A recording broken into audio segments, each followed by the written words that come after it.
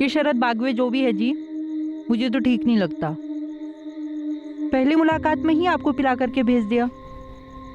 अरे भला आदमी है, अब हर 2 तारीख को किस्त लेने आएगा तब जान लोगी उसे। जो भी है, मुझे तो अब भी लगता है कि आपको समाज में से ही किसी से उधार लेना चाहिए था। छोड़ ना, मैं सौदा करके आया हूँ, मुझे मालूम है क्या कैसे करना है। सुन ना मालती, राहुल सो रहा है, जरा अंदर चले। बहुत दिन हो गया ना। मेरे मेरे सर में दर्द हो रहा है।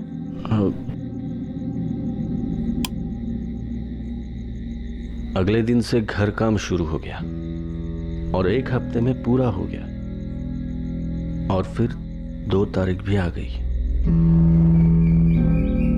अरे नमस्ते। नमस्ते शरद भाऊ। नमस्ते। काम पूरा हो गया? हाँ जी, हो गया। हाँ। मालती मेरी पत्नी। नमस्ते। सुंदर। हाँ? बहुत सुंदर काम किया है नवाब ने घर पे। हाँ हाँ। अच्छा, काम की बात, किस तैयार है? हाँ हाँ बिल्कुल, आप बैठिए, मैं अभी लाया। चाय वगैरह? हाँ जरूर। अच्छा सुनो मालती जी। तुम्हारे लिए मेरे घर के है, मैं हर नए घर में देता हूँ, रख लो। अच्छे लग रहे तुम्हारे हाथों में। मेरी पीठ पीछे क्या और कब शुरू हुआ मुझे नहीं पता चला साहब। मेरा एक ही मकसद था, ज्यादा से ज्यादा मेहनत करूं, पैसे बचाऊं, ताकि मैं मेरे राहुल को कुछ अच्छा बना सकूं। अरे बाबा, देखिए ना शरद काका मेरे लिए क्या लाए। बहुत ही बढ़िया किताब है। अरे वाह। और उनके मोबाइल में बहुत सारे गेम्स हैं। हाँ? और उन्होंने मुझे खेलने भी दिया। बढ़िया है, बढ़िया है। मालती, किस्त दे दी ना ठीक से? हाँ। ये शरद भाऊ हर बार ही फूल ले आते हैं। और हर बार ही मेरे लिए भी कुछ लाते हैं। हाँ? बाबा एक पुराना फोन खरीद के दो ना बाबा, सिर्फ गेम्स के लिए। अभी नहीं बेटा, पहले ही शरद भाऊ की सारी किस्तें पूरी होने दे, उसके बाद ला दूंगा, ठीक है? पक्का? हाँ रे बाबा पक्का। अब 1 गिलास पानी पिलाएगा बाबा को? हाँ। जा। 12 में से 6 किस्तें पूरी हुई थी, सब ठीक ठाक चल रहा था। कम से कम मुझे तो ऐसे ही लगा था।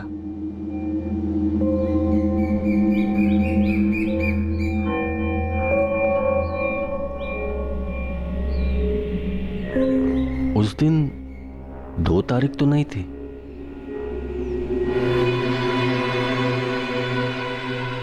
जी किया था दोनों के टुकड़े टुकड़े कर दूं, वही के वही।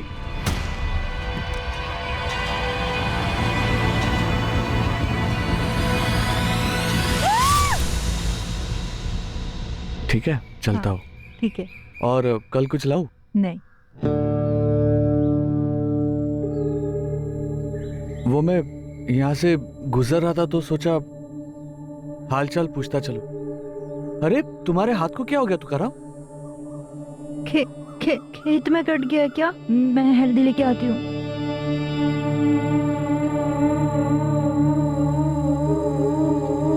तुकाराम, आज रात को 8 बजे मिल मुझे ठेके पर।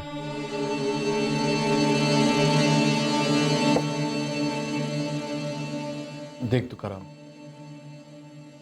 मुझे पता है कि गलत है, लेकिन जरूरत भी एक चीज होती है ना,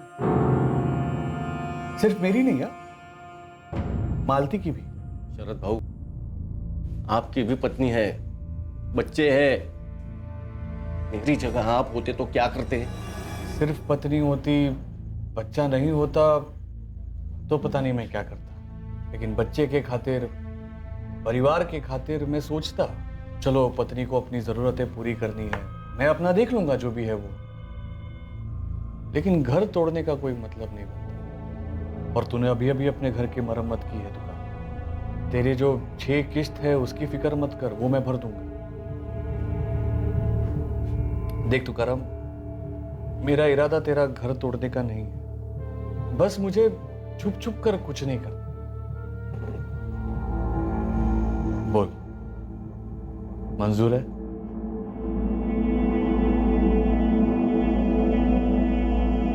घाव संभाल, अभी नया है, थोड़े दिन में भर जाएगा। लालच था, मजबूरी थी, डर था, पता नहीं क्या था, शायद सब था, पर मैंने मेरी पत्नी और उसके प्रेमी का रिश्ता कबूल कर लिया।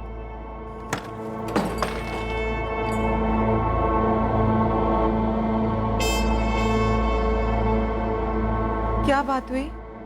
उस दिन से मेरा और मालती का एक नया रिश्ता शुरू हुआ, और वो रिश्ता था खामोशी।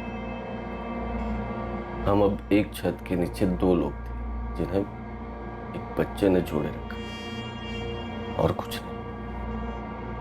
खाना नहीं खाएंगे? पट्टी बदल दूं?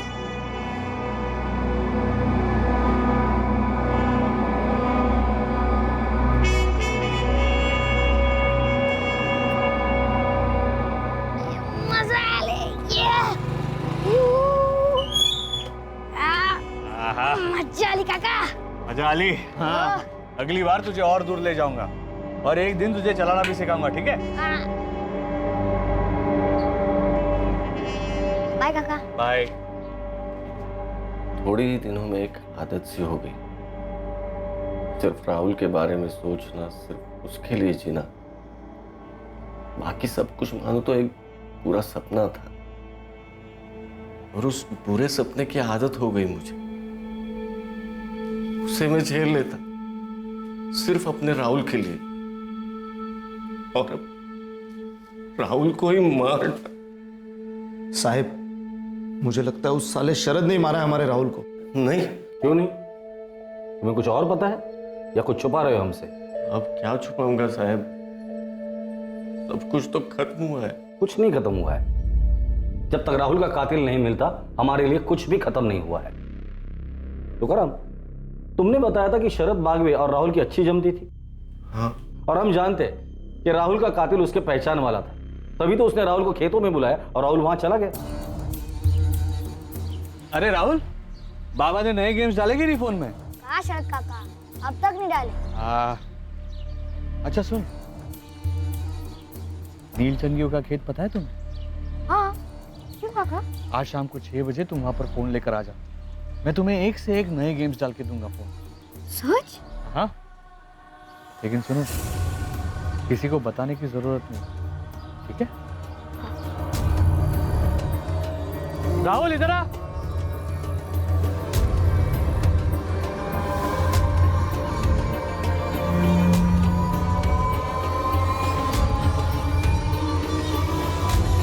ला फोन दे, मैं गेम्स डाल देता हूँ।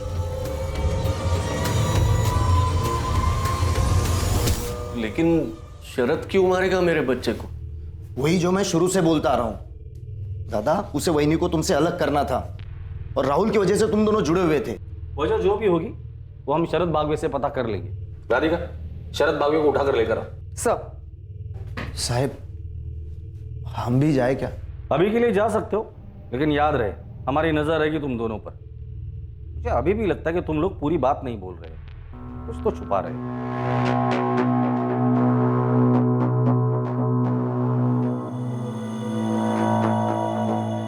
क्या बोला कमलू ने? कह रहा है कि वो भागा ही नहीं। भागा नहीं था तो कहां था पिछले 4 महीने से? और तेरे बाप ने मिसिंग कंप्लेंट क्यों दर्ज की? साहब, उस सुखीलाल नीलचंदी के घर चोरी हुई, तब आप लोगों ने मुझे बेकार में इतना तोड़ा।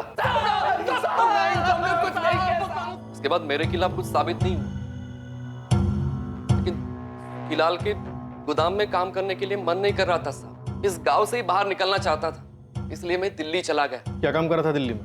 कहाँ काम कर रहा था? पहाड़गंज में एक ढाबा है, रोलीदा ढाबा, वहां बैटरी का काम कर रहा था। ऐसा कितना बिजी था जो घर पे एक भी फोन नहीं कर सकता था तू? और पिछले 4 महीने से तेरा फोन भी स्विच ऑफ था। साहब, वहां जाते मेरा फोन खराब हो गया, टाइम ही नहीं मिला रिपेयर करने के लिए। आपको नंबर देता हूँ ढाबे का, पूछ लीजिए रोली सेठ से। नंबर लिख। तो वापस क्यों लौटा? अब वापस नहीं लौटा हूँ साहब, 1 हफ्ते की छुट्टी पर आया हूँ। और तेरा जोड़ीदार जीतू, वो भी उसी ढाबे पे काम कर रहा था, उसे भी छुट्टी नहीं मिली। उसका फोन भी खराब था पिछले 4 महीने से। मुझे नहीं पता साहब जीतू कहाँ है, मैं अपने से अकेले गया था दिल्ली। पिछले 4 महीनों से उससे बात तक नहीं हुई मेरी। लगता पिछली बारी तुम दोनों की ठीक से खातिरदारी नहीं की थी हमने। तुझे क्या लगता है हम लोग इतने मूर्ख हैं तो तेरी बातों में आ जाएंगे? हाँ साहब मैं झूठ नहीं बोल रहा हूँ साहब, मुझे नहीं पता जीतू कहाँ है। आपको नंबर दिया, आप रोली सेठ को फोन करके पूछ लीजिए। और फिर से अगर मुझे मारा ना साहब तो मैं वकील करूंगा और मेरे पूरे समाज को इकट्ठा करूंगा। धमकी दे रहा है पुलिस को? खुद की इज्जत और जान बचाने को आप धमकी कहते हो तो इसे धमकी समझ लीजिए साहब। दिल्ली वाले ढाबे के मालिक ने क्या कहा? वही बोला जो कमलू कह रहा है सर। मैंने वहां की पुलिस को डबल चेक करने के लिए कहा है। चलो मान लेते हैं ये कमलू सच भी बोल रहा है, लेकिन उसी रात ये जीतू कैसे गायब हो जाता है और पिछले 4 महीने से नो कांटेक्ट जोन में है, और दोनों के परिवार एक साथ मिसिंग कंप्लेंट कैसे दर्ज कर सकते हैं? सर दोनों परिवारों पर नजर रखना बनता है, कुछ तो खटक रहा है।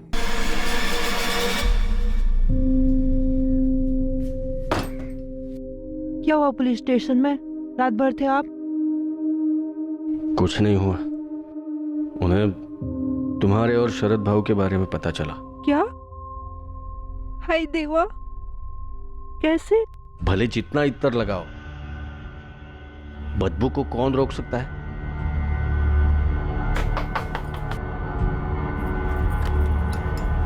मालती जी, कुछ पता चला मेरे बेटे के कातिल के बारे में? थाने बुलाए तुम्हें साथ में।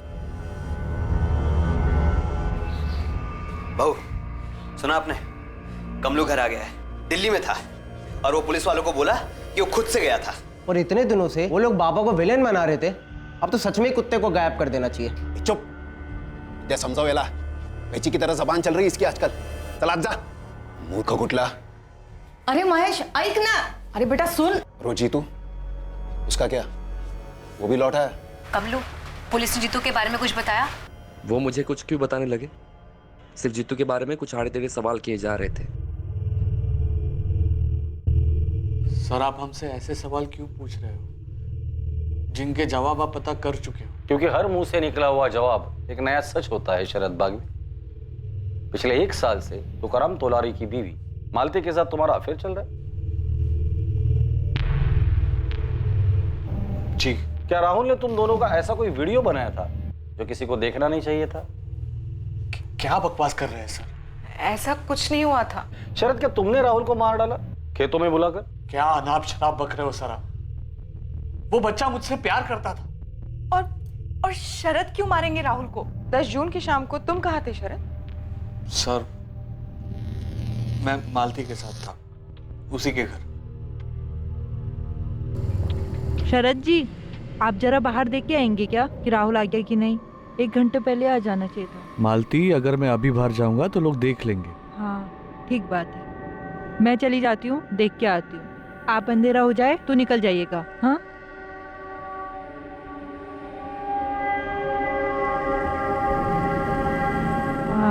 और सुनिए, राहुल के बाबा भी आने वाले होंगे, उनके आने के बाद ही निकलिएगा।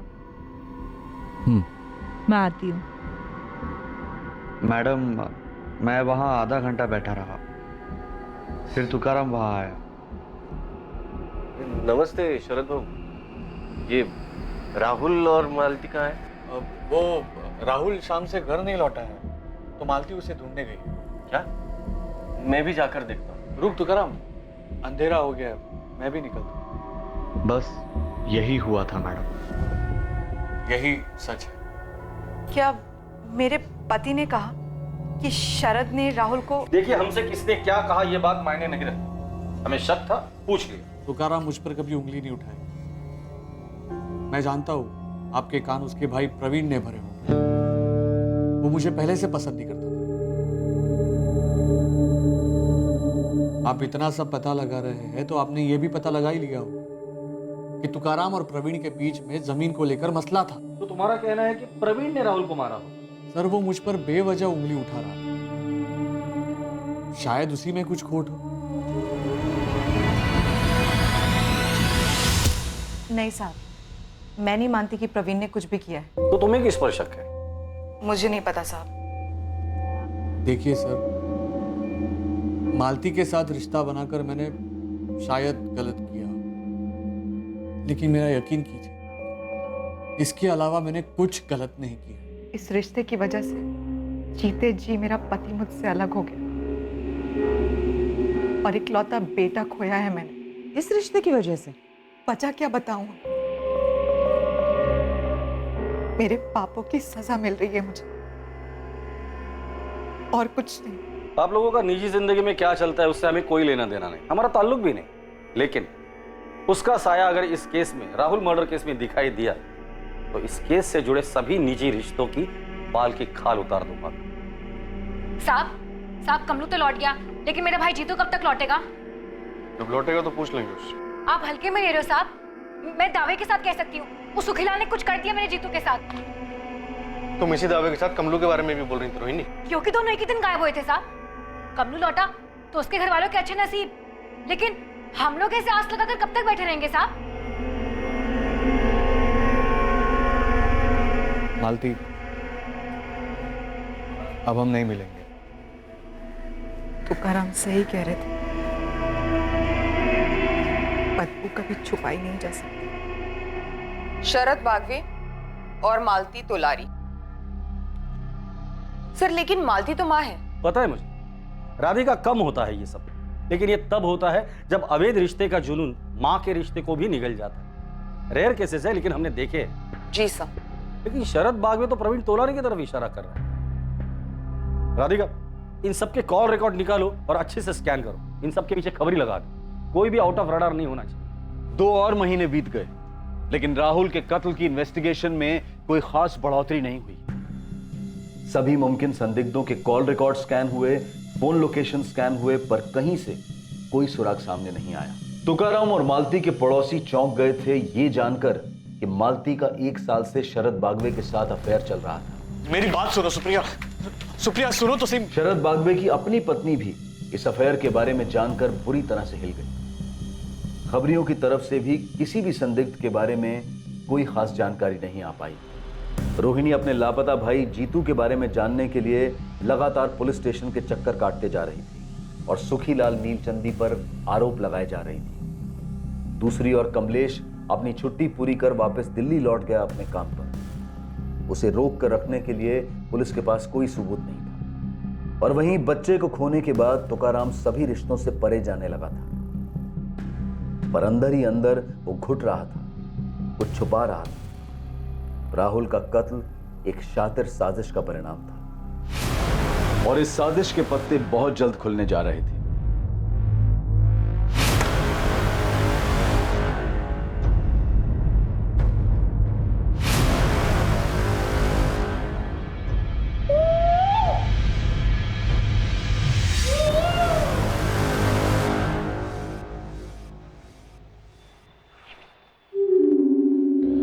विलास सर, अरे कमलेश का फोटो उतारो यहाँ से। बंदा लौटा, खुद से गया था, उसकी मिसिंग कंप्लेंट क्लोज की है। उतारो। जी सर। मेरे भाई की फाइल क्लोज कब करेंगे साहब? जैसे कमलेश खुद से लौटा और अपनी फाइल क्लोज करवाई, हमारा मानना है तुम्हारा भाई भी जल्दी लौटेगा और उसकी फाइल क्लोज होगी। देखिए सर, आपने बड़ी चालाकी से उस सुखीलाल को हमारी बिरादरी के बच्चे राहुल के कत्ल के केस से तो बचा लिया होगा, लेकिन मैं उसे मेरे भाई के केस से इतनी आसानी से बचने नहीं दूंगी। हाँ मुकुल बोल।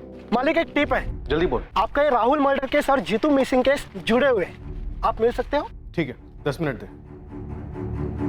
रोहिणी, हमें लगता है तुम्हारे भाई की फाइल जल्दी क्लोज होने वाली है। क्या हुआ साहब? क्या केस सुखीलाल ने मेरे भाई के साथ? साहब मैं भी आ रही हूँ आपके साथ। तुम अभी घर जाओ, हमें हमारा काम करने दो। साहब उसका नाम माया है, माया तोलारी, 5वीं पास, मेरे बहन के साथ स्कूल में पढ़ती थी। देख मुकुल, जान पहचान दोस्ती एक अलग बात है, लेकिन मैं तुझे नहीं बता सकती कि वहाँ क्या हुआ था। हमारी बिरादरी के लोगों ने ना मिलकर भगवान की कसम खाई थी कि कोई भी बात बाहर नहीं जाएगी। बच्चे तो भगवान का रूप होते हैं ना माया, और एक बच्चे का कत्ल हुआ है, वो भी तेरी बिरादरी का था। लेकिन तू समझ क्यों नहीं रहा है? मैं नहीं बता सकती कि वहाँ क्या हुआ था। कहाँ क्या हुआ था? वो जिस दिन राहुल का मर्डर हुआ था उसके दूसरे दिन उसके घर पे समाज की मीटिंग हुई थी। क्या मीटिंग? पर तू कह रहा था जीतू मिसिंग केस और राहुल मर्डर केस आपस में जुड़े हुए, कैसे? माया मेरे को बताइए, मैं आपको बताऊंगा। आप सुखीलाल से पूछेंगे, तुकाराम से पूछेंगे, अब डायरेक्ट उठा के पूछ लो ना साहब। मैं तो पहले से बोल रहा था ये जात बिरादरी का झोल है। सुनिए सुनिए, उठिए, पुलिस आई है, उठिए, पुलिस आई है।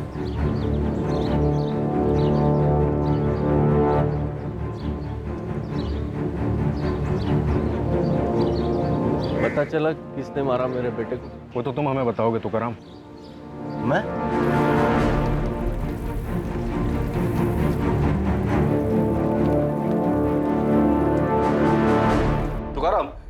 11 जून को दोपहर को तुम्हारे घर पर मीटिंग हुई थी तुम्हारे तोलारी समाज की। जी, उसके एक दिन पहले तक मेरा राहुल जिंदा था। और आज हम उसी के कातिल को ढूंढ रहे हैं। उस मीटिंग में क्या हुआ था वो बताओ ना। मैं तो कुछ सुन भी नहीं रहा था और राहुल के अलावा मुझे कुछ दिख भी नहीं रहा था। तुकाराम, मालती, तुम्हारे राहुल को खोने का दर्द हमारे पूरे तोलारी समाज को है। तुम्हारा छोटा भाई प्रवीण तो तुम्हारे साथ है ही, हम सब भी हैं। तुम्हें इंसाफ मिलने तक हम चुप नहीं बैठेंगे। ओम प्रकाश भाऊ, आप हमारे समाज के मुखिया हैं। आप ही पुलिस को सीधा सीधा जाके बता क्यों नहीं देते कि कौन है इन सबके पीछे?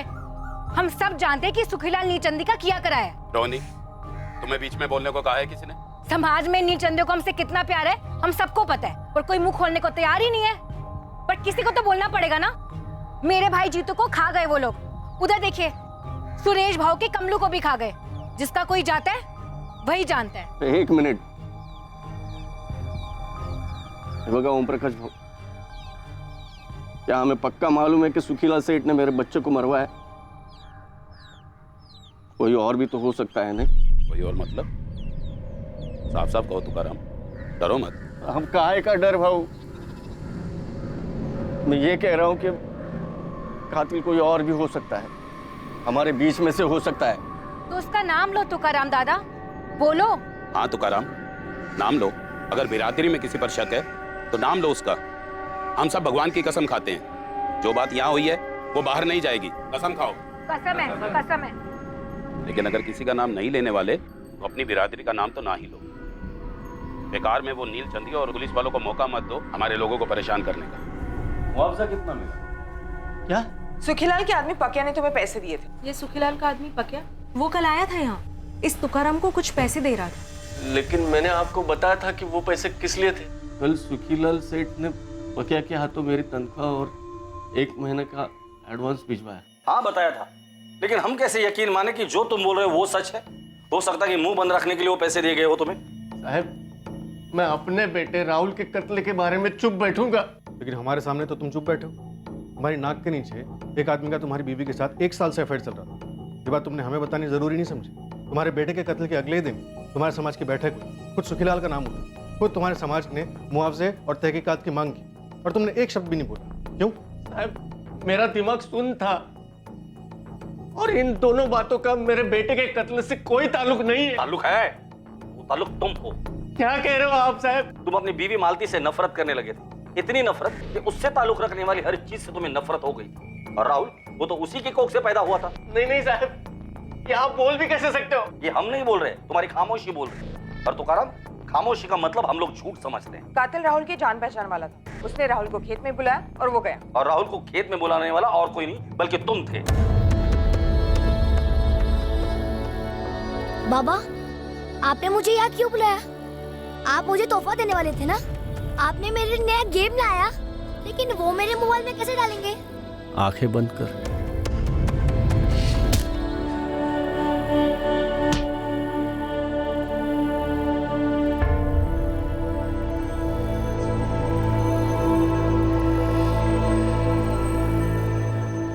मेरे राहुल को मैंने मारा। मैंने मारा राहुल को साहब। आप कैसे बोल सकते हो साहब? साहब, मैं कैसे मारूंगा मेरे राहुल को साहब? साहब, मैंने आपको बताया था ना, राहुल से कितना प्यार है मुझे।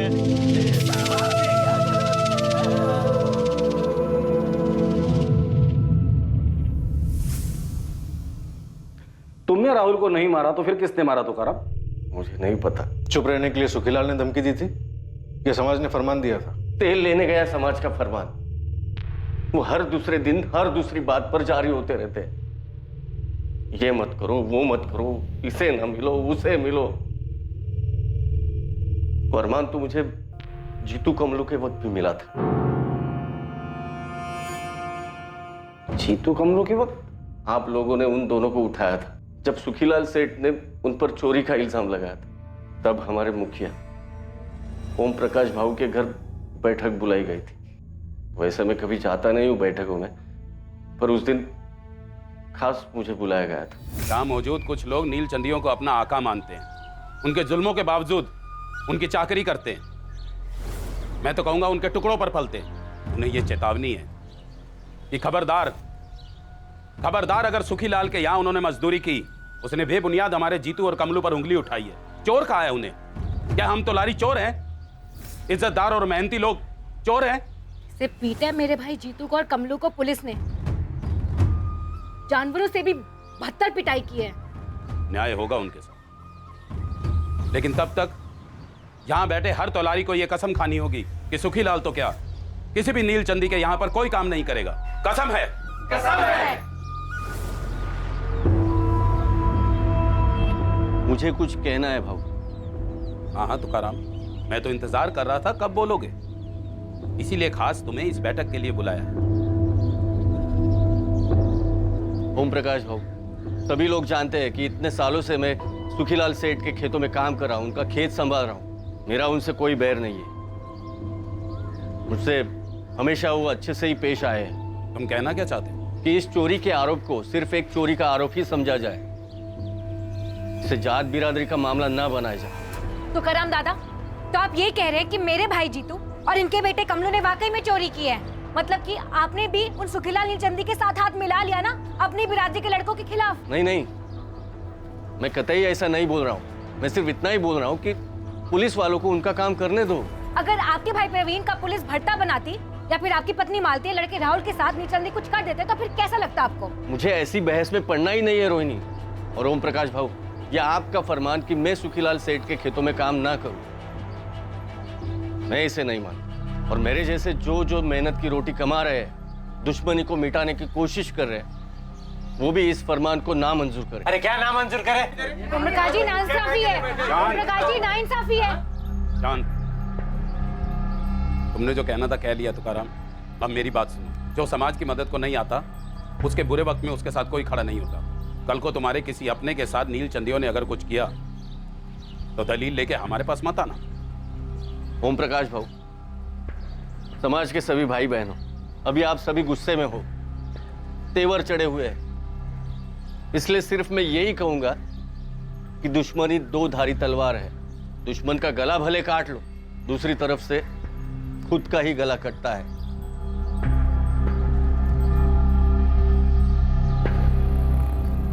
फालतू का फरमान था साहब, कुछ लोगों ने नहीं सुना। कुछ लोग छुप छुप के काम करते रहे और खुद जीतू और कमलू छूटने के बाद वही सुखीलाल सेठ के यहाँ काम करते रहे और 6 महीने बाद गायब हो गए। मुझे नहीं पता वो गायब हो गए या खुद से ही गए या क्या हुआ। तुम्हें किसी पर शक है? किसने मारा होगा राहुल को और क्यों? आप लोगों ने पहले कहा कि मेरे बच्चे के मोबाइल फोन का मसला था, फिर बोले सुखीलाल सेठ, फिर बोले मेरा भाई प्रवीण और फिर शरद भाऊ, और अब आप कह रहे हो कि मैंने खुद अपने बेटे को मार डाला। मैं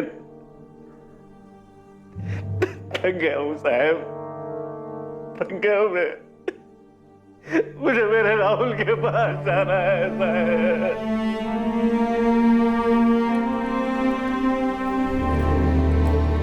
जीतू और कमलू का गायब होना और राहुल मर्डर केस, दरअसल ये दोनों केसेस ओम प्रकाश, तुकाराम और सुखीलाल से जुड़े हुए हैं। शास्त्री, तुम सुखीलाल के घर जाकर उससे बात कर, और राधिका तुम ओम प्रकाश के घर जाके, लेकिन संभल कर। ध्यान रहे कि ये दोनों अपने अपने समाज की अगुवाई करते हैं।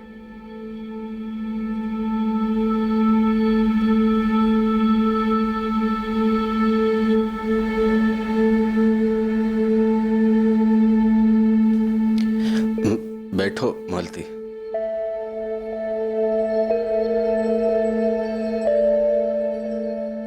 पता है मालती, आज पुलिस थाने में उन्होंने क्या कहा? क्या? बोले मुझे तुमसे इतनी नफरत है कि मैंने वो नफरत तुम्हारे बेटे राहुल पर निकाली। मैंने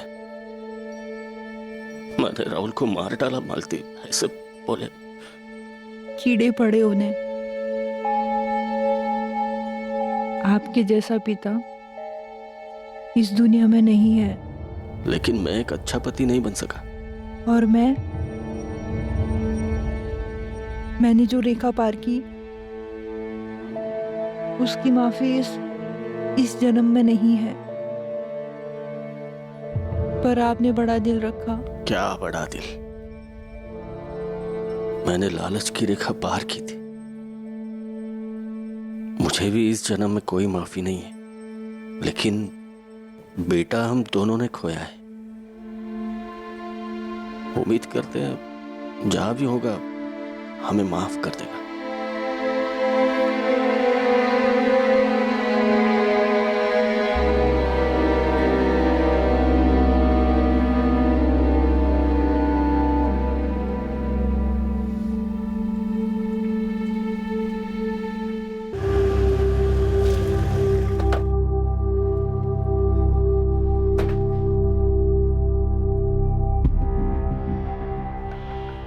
नमस्कार शास्त्री जी, बोलिए क्या सेवा कर सकते हैं?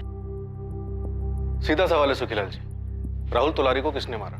सुखीलाल नीलचंदी के खिलाफ सबूत इकट्ठा करना आपका काम है मैडम, लेकिन एक बात जरूर कहूंगा दावे के साथ, मेरी बिरादरी से ऐसा कोई नहीं है। अरे कोई अपनी बिरादरी के बच्चे को कैसे मारेगा? बच्चा तो मारा गया है ओम प्रकाश जी, और सुखीलाल के खिलाफ हमें कोई सबूत भी नहीं मिला। जीतू और कमलू के केस में भी नहीं, और कमलू तो लौट आया है। वही तो बात है, दोनों केसेस में जानबूझकर मेरा ही नाम लिया गया है। कोई बच्चा भी बोलेगा ये उन्हीं के बिरादरी में से किसी की चाल है। पर राहुल को सच में मारा गया सुखीलाल जी? खास मुझे बदनाम करने के लिए उस बच्चे को बलि का बकरा बना दिया गया होगा। नामुमकिन, लेकिन अगर ऐसा है तो मैं आपको जबान देता हूं, हमारे समाज से आपको पूरी मदद मिलेगी उस गद्दार को ढूंढने में, लेकिन वो मिलेगा नहीं, क्योंकि ऐसा कोई है ही नहीं।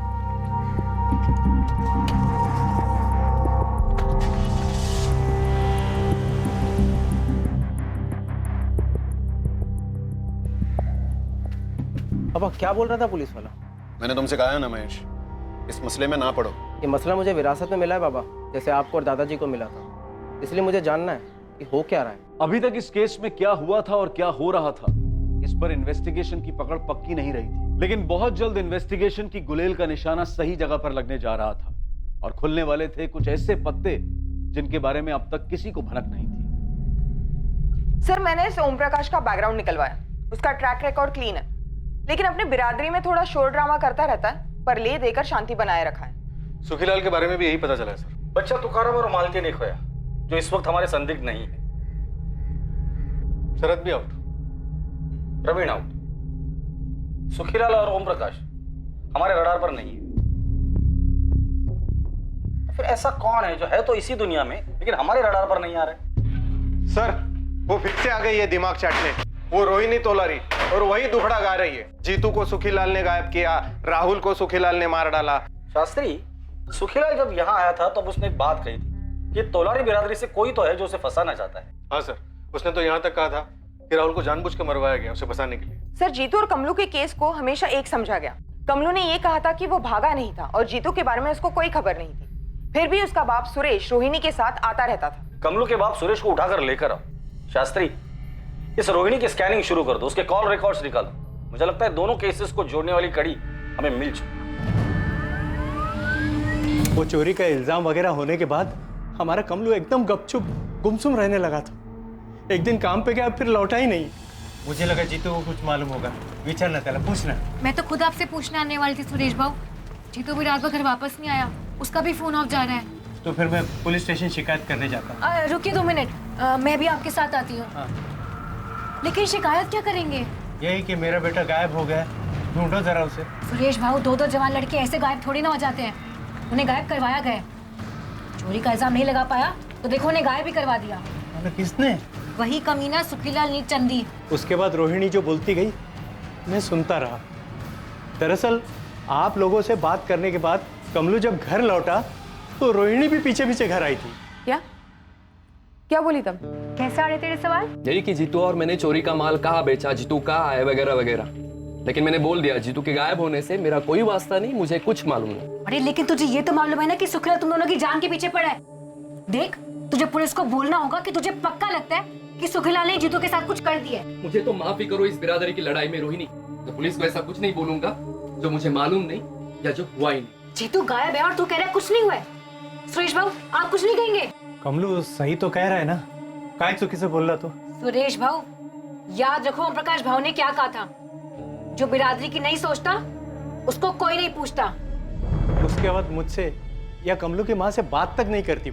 मुझे हमेशा डर लगा रहता है कहीं ओम प्रकाश भाऊ से वो शिकायत न कर दे या कुछ कर न दे। अब चिंता न करें, वो कुछ नहीं करेगी, जो करना है हम करेंगे। हाँ, मैं राजेंद्र सुर्वे बोल रहा हूँ। आप कौन? झांझरवाड़ी पुलिस स्टेशन से सब इंस्पेक्टर शास्त्री बोल रहा हूँ। हाँ हाँ, बोलिए। रोहिणी तुलारी से काफी अच्छी पहचान है तुम्हारी। हाँ हाँ हाँ जी। रात को 2, कभी कभी 3 बजे वाली पहचान। साहब, रोहिणी 1.5 साल पहले मेरे मेडिकल स्टोर पर असिस्टेंट की जॉब पर लगी थी। 6 महीने हमारा अफेयर चला था और मेरी बीवी की तबीयत नाजुक रहती है तो। तुझसे सफाई नहीं मांग रहे, सवाल पूछा है उसका जवाब दे। जीतू को जानता है? हाँ साहब, रोहिणी का भाई 1-2 बार शॉप पर आया था वो। अभी कहाँ है जीतू? मेरे को कैसे मालूम होगा साहब? रोहिणी ने 1 साल पहले जॉब छोड़ दिया था और मैं भी नहीं चाहता था कि वो वहाँ पे रहे, क्योंकि हमारा रिश्ता 1 साल पहले टूट चुका था। क्यों टूटा रिश्ता? तेरी बीवी की तबीयत ठीक हो गई थी क्या? नहीं साहब, वो मेरे को धोखा दे रही थी। सेम टाइम पर उसका दूसरे के साथ भी अफेयर था। दूसरे का नाम बोल। इंस्पेक्टर कुछ तो बोलिए।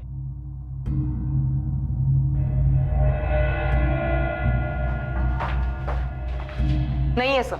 आप बताएंगे आप मेरे बेटे को ढूंढ क्यों रहे हैं? आपका बेटा 18 साल का हो गया? नहीं, अभी 2 महीने बाकी हैं। बच्चा है वो। आपके बिरादरी की रोहिणी तुलारी के साथ आपके बच्चे का 1 साल से चक्कर चल रहा है। और हमें शक है कि रोहिणी का हाथ है राहुल के मर्डर में, और शायद आपके बेटे का भी।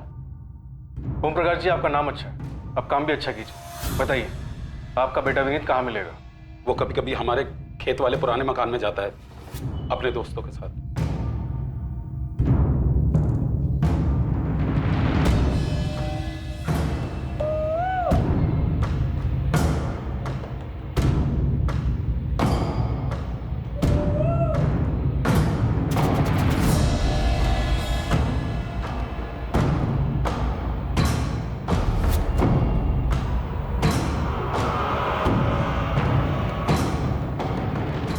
याला म्हणतात मजा।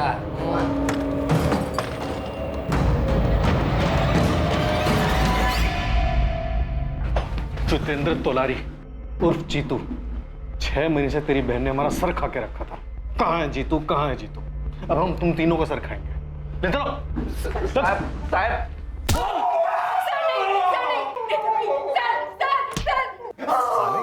जो हुआ है वो सब सच बताना। कुछ भी छुपाया ना तो मुंह में एक भी दांत नहीं रखूंगा, तेरी सारी हड्डियां तोड़ दूंगा। बोल। तू भी समझी? पता नहीं साहब। अबे कब तक वही थके हुए गेम खेलता रहेगा? अब क्या करो विनीत दादा, जो है वही खेल रहा हूँ। सुन, आज शाम को 6 बजे नीलचंदी के खेत के अंदर मिल। एक आदमी है जो तुझे नए नए गेम डालकर देगा, वो भी फोकट में। फुकट में? हाँ, लेकिन तू किसी को बोलना मत कि वो और मैं तुझे मिल रहे करके। अगर तू किसी को भी बोलेगा तो पूरा सारस गांव पीछे पड़ जाएगा कि हमें भी दो, हमें भी दो। खा देवाची शपथ की किसी को नहीं बोलेगा। ठीक है, फिर शाम को 6 बजे। ये जीतू का गेम डाल के देने वाले?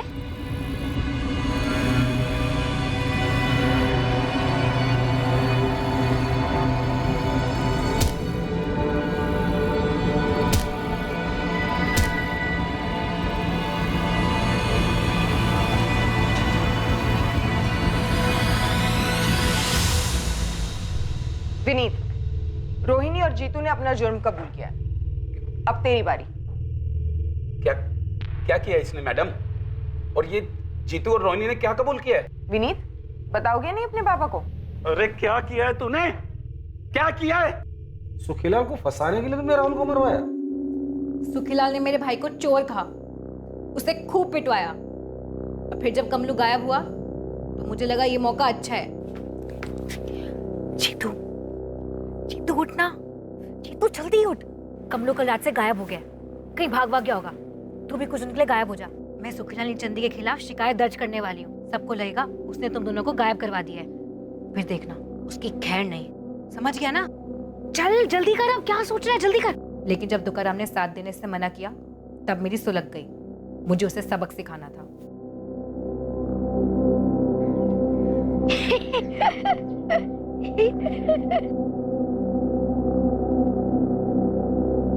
विनीत मेरी जेब में था, इसलिए वो तुरंत मान गया।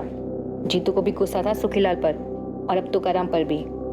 हमने प्लान बनाया और मार डाला राहुल को। एक दूसरे बिरादरी के आदमी को बदनाम करने के लिए तुमने अपने ही बिरादरी के 11 साल के बच्चे को मार डाला ताकि दोनों बिरादरियों में झगड़ा हो जाए। सिर्फ इसलिए